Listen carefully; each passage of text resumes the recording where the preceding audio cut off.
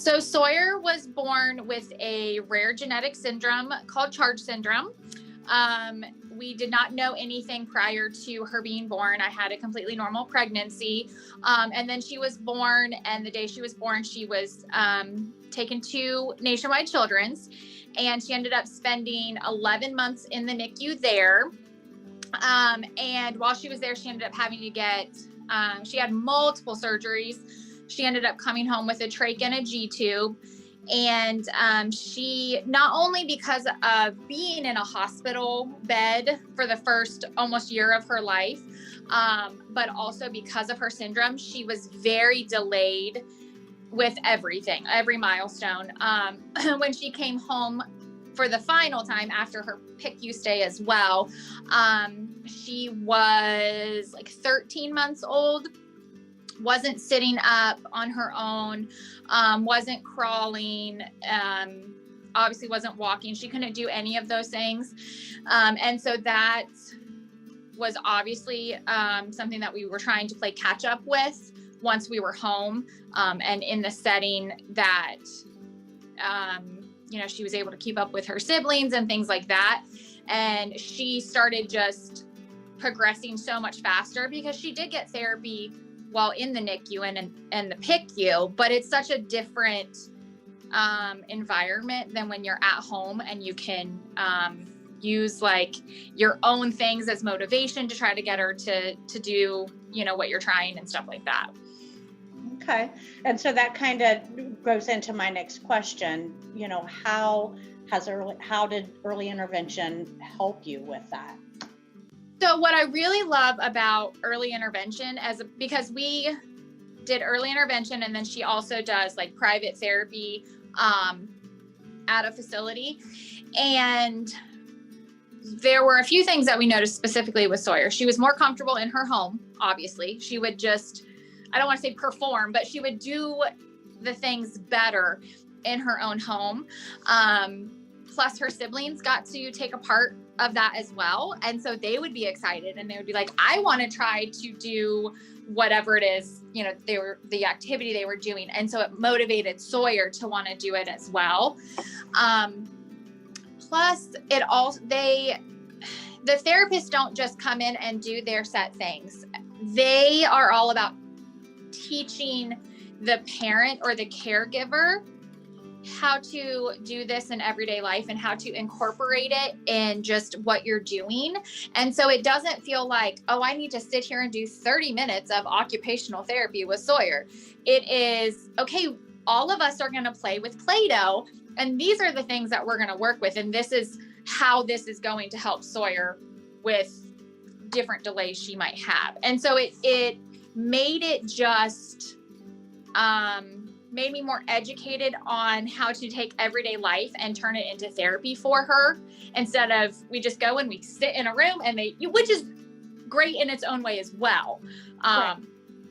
But it really helped. And I mean, like my older girls, they would get excited when like Sawyer would touch Play-Doh for the first time, because that was a big deal. Or when she, started sitting up or crawling or any of those milestones, we all knew that was a big deal, because that's awesome. Intervention had taught us like, these are the things we're working towards. And it was like a family thing, not just a therapist and Sawyer.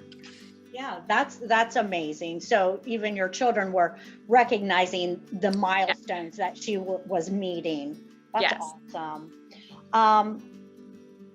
What do you think was the most helpful? And you kind of touched on that, just it being in your home. Well, and they were always so good about either bringing things that we could keep, like if Sawyer was working on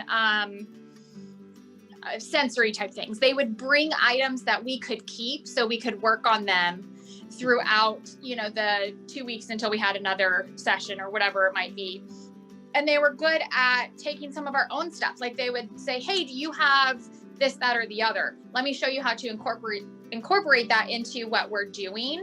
And so, like I said, it taught me how to, I don't need to go and spend money on different things or whatever. I can just find items we already have and work on these same skills that they do in a therapy session. So we were able to just incorporate it every day into our. And I know you had one primary person that came into your home, but you also had access to the whole team. Right. So besides your developmental specialist, what other therapists or agencies were we able to connect you with? So we had our developmental specialist. We also had physical therapy come out with the developmental specialist every time. And then they connected me with other agencies within the county. Like, I didn't know the health department actually has like a nurse and a feeding therapist and a few other things. And they gave me the information for that, where they were able to come out and do some evaluations for Sawyer. They also, I think they had asked me and were going to give me the information for WIC had we not been already signed up for that. It was just really all of these different public county boards and things that are available that until you just don't know. I mean, it's not things that you use in everyday life unless you have a child that has those needs. And so they were always able to just let me know, what other resources were available to us. Yeah, because I know that, you had service coordination, right? Help me grow you. Right. You had a developmental specialist. I know our physical therapist, and I believe we also help connect you with OSSB, right? The highest state school for the blind. Yes. Or visually impaired. That was huge because I didn't know about it. And they came out and did an evaluation, and they are now working with the school that Sawyer is going to. Like, she just goes to Danville Public Preschool. And the person that came out and did the evaluation with Sawyer, I was able to email her a year later and say, hey, the school now wants to have an evaluation done, and add that into her IEP and do all of that. And, she was able to do that, and they are, working on coordinating everything there. My developmental specialist also went to our first IEP meeting last year, which was huge because I was really nervous and I was worried that I wasn't going to cover everything I needed to or whatever. So it was really helpful to have the support there on my end, that way if I forgot something or wasn't sure about something, they were there as reinforcements. Yeah. Helping with that transition to preschool. I know, Shannon, another person that we also connected you, or another agency, was Akron Children's, right? Speech and language. Oh, yeah. We, I forgot I loved them, and I forgot all about that. That was amazing because Sawyer did it, over Zoom or via technology. Video. And that was before COVID too, wasn't it? It was just in Akron. And so they offered that. And it was amazing to watch Sawyer interact so well. I had no idea that she would do that well with like a video therapy, which helped a lot once we did go to COVID to know what did and didn't work for her trying to do therapies through a video call. That's great, Shannon. That's great. Okay.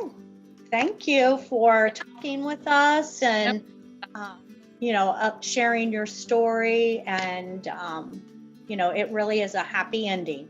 It is. Yes. Yeah. Yep.